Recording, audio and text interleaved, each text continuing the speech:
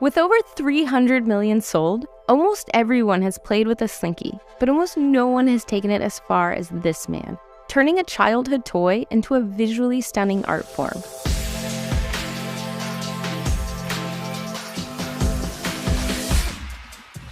This is Josh Jacobs, aka Slinky Josh, one of the world's best Slinky artists and an important member of the burgeoning Slinky manipulation community. People often ask me, how long have you been and then you can see their brain sort of like hit a crossroads and they're like, slinkying? But I much prefer to shorten it to slinking. If we're past tense, slinked, no slunk. One of my most technically challenging tricks would be energy beam twists, rapidly rotating between two different twists with one hand on top and one on the bottom like this. When I'm doing a twist like this, I can let go of one side. The Slinky will repeat that pattern in the air. This one I call the dragon, and this is one of the biggest crowd pleasers. The distance that I'm standing away from them matters a lot because it sort of swings out, like right in front of their face. A lot of people assume that I have been practicing Slinky manipulation since I was a kid, but that is not at all true. Slinky manipulation is a very new art form. It only started around 2010. 8 years ago, I saw a video of a Chinese guy doing all this crazy stuff, and I was like, what is that? Is that real? I need to learn how to do that. So I started wearing it on my wrist everywhere and just practicing all the time. And I started making YouTube tutorials, and then stuff kind of took off from there.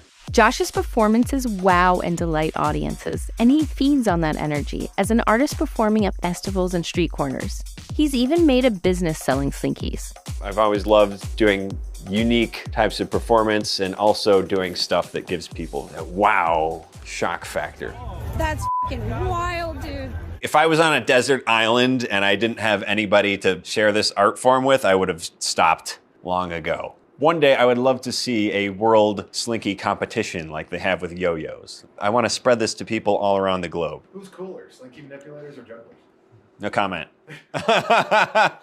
Within Slinky manipulation, there are a couple fundamental moves that almost all of the other tricks are built upon. First one of those is called the energy beam. I am tugging on one side, which creates this wave that bounces back and forth. I wait until the exact instant when that wave reaches my other hand, and then I tug with that hand. I'm able to add the energy of these tugs together and create a single strong wave of tension that is bouncing back and forth through the Slinky. The other fundamental that you can build a ton of different tricks out of is called the basic bounce. I grip the top. If I pull down and I leave my hand down here, you'll see that it wants to bounce back up. Then I need to give it some help and I can get it to come back to my hand. I can make this harder by bouncing off of the ground, for instance. Another way I can make the bounce more difficult is by aiming for a target. Ta-da!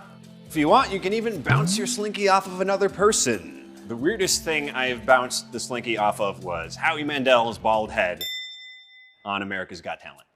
How I get it to hit the bottle or any target is the same way a baseball player can throw a baseball with accuracy. You just practice it a lot and your brain does the rest. Why do kids love Slinkies? I mean, it's the same reason an adult with an open mind loves a Slinky. It's psychedelic, it's colorful, it moves in this weird, funny way that's completely novel and nothing else moves like that. To them, it really is a completely new thing and they're just blown away by it. A next step you can do once you've got the ground bounce is starting to do flips. Now this is a 180-degree flip, so if you'll look at this Slinky right here, it's got a blue top and a pink bottom, and I'm gonna do a 180, and now it has a pink top and a blue bottom. Another step you can take is to do a 360 flip. Once you can do that off the ground, you can start trying to do it from the compressed position like this. These more advanced tricks that I'm doing, the techniques, I'm not gonna reveal here because they're trade secrets, but they're all based off of those fundamental movements I showed earlier, the basic energy beam and the basic bounce. One of the tricks that took me the longest to learn is the head bounce. There we go. That took me maybe 6 months of practicing just that trick for 20 to 30 minutes a day. I've probably spent about 1,500 hours practicing with the Slinky.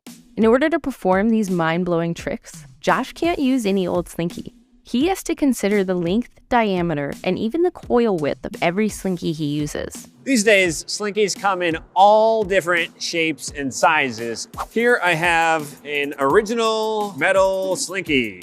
Now this one has been damaged. This is what happens when you try to do tricks with a metal Slinky. Because of the amount of force that's required, you will instantly bend it. Here we have a square Slinky. This one's pretty cool because it can do this. It's also pretty decent for manipulation. It's not my favorite though, just because of the weight. This one is quite big and heavy, and also the square shape makes it more difficult to catch.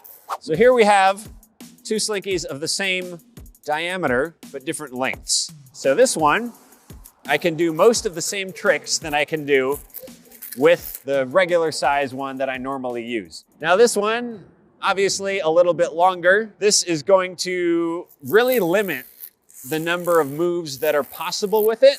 It has its own charms. It's pretty unique to have a Slinky this giant. So here we have the widest Slinky I have ever seen. It's practically impossible for me to grip, which makes it terrible for manipulation. I could grip it like this, but this is not ideal. This is a hyperspring. What makes a hyperspring great is the proportions, namely the width of the individual coils, but also length and the diameter to where most people can grip it, and it's capable of the widest variety of tricks. With ideal Slinkies in hand, Josh was kind enough to volunteer to try and teach me the basic bounce in just 20 minutes. I want you to just watch me. Keep your eyes on this hand and watch what this hand does. It just stayed still. It just stayed still. Okay, cool. This is called our platform hand. Now I want you to watch this other hand. Grab the top, Uh-huh. hold it down. Uh-huh. This hand is our grip hand. So this hand is going to grip the top of the Slinky, about 2 or 3 coils. Okay. And it's gonna stay glued to the Slinky the whole time. We're gonna sort of unfold it like a book and bring it down below. Oh my God, that was perfect. So the next part is we gotta get this to come back to our hand. We're gonna do an upside down U. So it's gonna be like whoop, Okay. like this, and then try to catch it. That was pretty good. Oh, almost. That was so close. All right, our 20 minutes is up. Let's see how good Wendy got at the basic bounce. 3, 2, 1, slink. Nope. It feels like it should be easy, but being able to predict the movement and respond to it is maybe not something that I am coordinated enough to do. No, you are. You just have to practice. As you can see, slinking is not as easy as Josh makes it seem. I took it home and even with practice could never really land it. But Josh doesn't want that to discourage anyone looking to start. To any young people out there that want to get really good at Slinky manipulation, I love to see it. Wear your Slinky on your wrist, practice everywhere you go, because there is wide open, uncharted territory out there. We are only at the tip of the iceberg, and there is so much more yet to be discovered, especially by the younger next generation.